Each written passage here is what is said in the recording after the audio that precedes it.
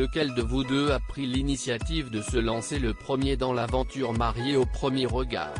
Aurélien: si est d'abord moi qui ai fait la démarche de m'inscrire car Mathieu était en couple à ce moment-là.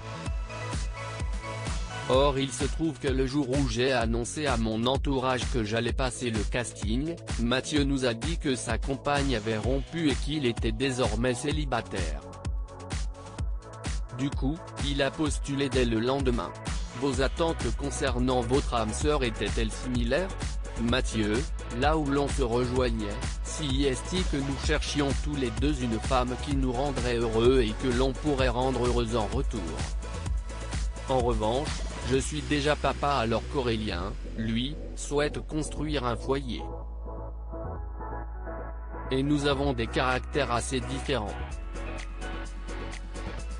Pour ma part, j'ai souvent eu des relations avec des personnes ayant des tempéraments très forts, pour ne pas dire durs, et ça n'a jamais fonctionné. Alors je souhaitais rencontrer quelqu'un de plus doux et apaisé.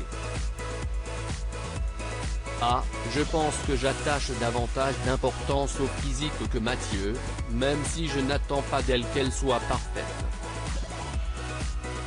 Comment votre famille a-t-elle reçu la nouvelle de votre participation au programme? Ah. Elle est très ouverte d'esprit. Peu importe ce que l'on entreprend, notre famille est toujours solidaire. J'ai également averti la mère de mes enfants, dont je suis séparé depuis 2016 mais avec qui je suis resté en très bons termes. Elle m'a parfaitement compris et m'a donné son feu vert. Était-il indispensable que vous, Mathieu, portiez un regard positif sur la candidate qui a été sélectionnée pour Aurélien, et vice-versa? Oui, je pense que cela aurait été problématique qu'ils ne s'entendent pas du tout. Ah, quand on voit le lien qui nous unit, c'était essentiel d'avoir sa validation. Quel cliché sur les jumeaux, désirez-vous battre en brèche? Ah.